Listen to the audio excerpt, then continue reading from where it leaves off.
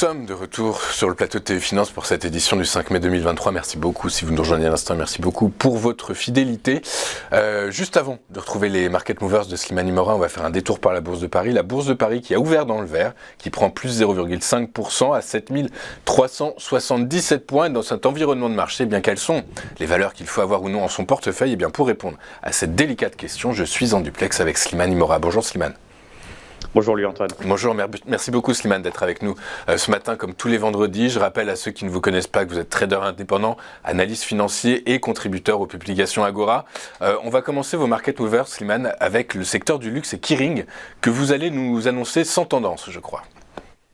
Effectivement.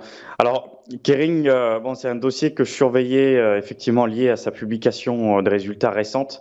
Bon, maintenant, sur le plan technique, effectivement, on avait vu ensemble qu'on avait toujours cette résistance majeure autour de 600 euros, qui pour le coup, à l'heure, fait pression sur les cours.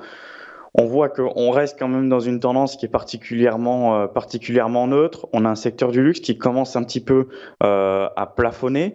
On a quelques prises de bénéfices qui se font effectivement avec l'envolée des cours de ces valeurs au S1.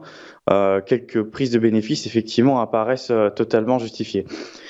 Donc maintenant, voilà, Kering, on a eu des résultats qui ont été moins bons que prévu, une croissance particulièrement limitée. Donc effectivement, on a toujours cette pression sur les cours. Sur le plan fondamental, on a toujours cette absence de diversification qui pose problème, et c'est ce qui a effectivement justifié le fait que Kering, en comparatif de ses compères, n'a pas atteint de plus haut historique. Ok, très clair, c'est très intéressant le graphique que vous nous montriez là, vous pouvez nous l'expliquer un petit peu, ce sont des données fondamentales, c'est quoi? C'est bilan et compte de résultats de Kering, c'est ça? Alors, en réalité, il s'agit donc de la diversification de l'activité de Kering. Donc, ce qu'on voit donc sur ce graphique, c'est qu'effectivement, donc on a 52% donc du chiffre d'affaires total de Kering qui dépend donc de sa marque Gucci. Bon, Gucci qui est d'ailleurs pour moi une marque qui souffre d'une mauvaise image.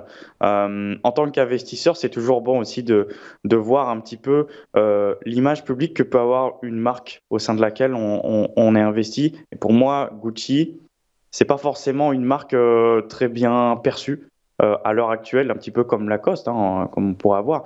Donc c'est un dossier de mon côté que j'évite, en tout cas sur le secteur du luxe.